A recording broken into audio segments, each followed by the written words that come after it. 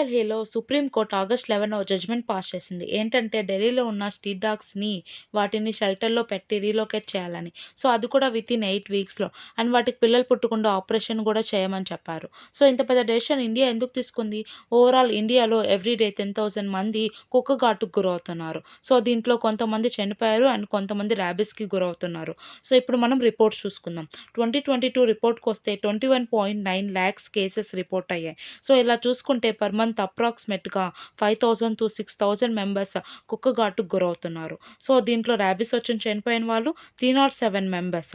So, దీంట్లో 48 deaths అయితే ఢిల్లీ నుండే ఉన్నాయి. So, in 2023 30.43 lakhs cases report అయ్యాయి. దీంట్లో ర్యాబీస్ వచ్చి చనిపోయిన వాళ్ళు 286 members. So, in 2024 37 lakhs cases report అయ్యాయి. సో, దీంట్లో ర్యాబీస్ వచ్చి చనిపోయిన వాళ్ళు 48 మెంబర్స్ అండ్ 37 మెంబర్స్ అయితే కుక్క ఘాటుకే గురయ్యారు.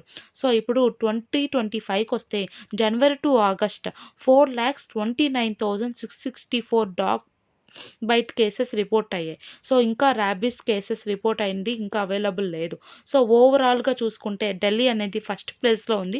కుక్క ఘాటుకు గురైపోతుంది. సో, బాధాకరమైన విషయం ఏంటంటే 5,00,000 మెంబర్స్ చిల్డ్రన్సే కుక్క ఘాటుకు గురవుతున్నారు అండర్ 15. సో, పేరెంట్స్ జాగ్రత్తగా ఉండండి. ఇప్పుడు సుప్రీం కోర్ట్‌లో తీసుకున్న డెసిషన్ కరెక్ట్ అంటారా? రాంగ్ అంటారా? కామెంట్స్‌లో కామెంట్స్ చేయండి.